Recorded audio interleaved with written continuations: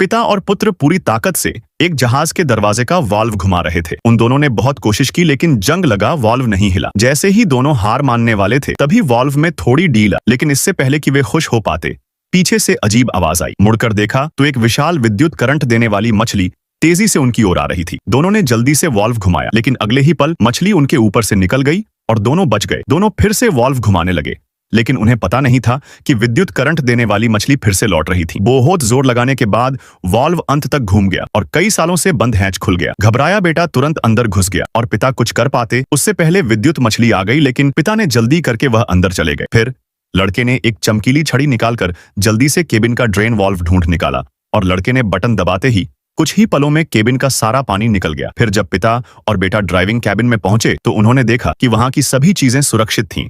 फिर थोड़ी खोजबीन के बाद उन्होंने स्टार्ट स्विच भी ढूंढ लिया। रोशनी एक बार चमकी और फिर बुझ गई। लड़के को थोड़ी निराशा हुई।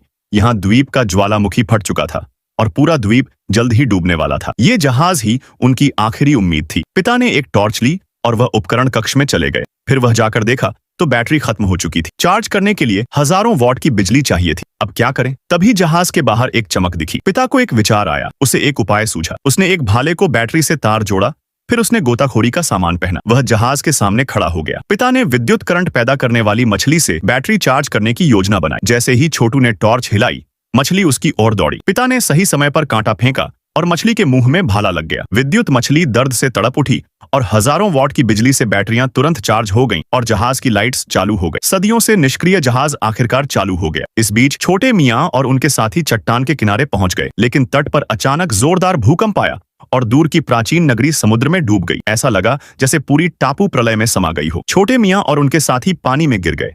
तभी एक अजीब जहाज समुद्र से निकला और उन्हें अंदर खींच लिया। लेकिन संकट अभी भी टला नहीं था। विशाल पत्थरों से बचने के लिए पिता ने सावधानी से जहाज चलाया।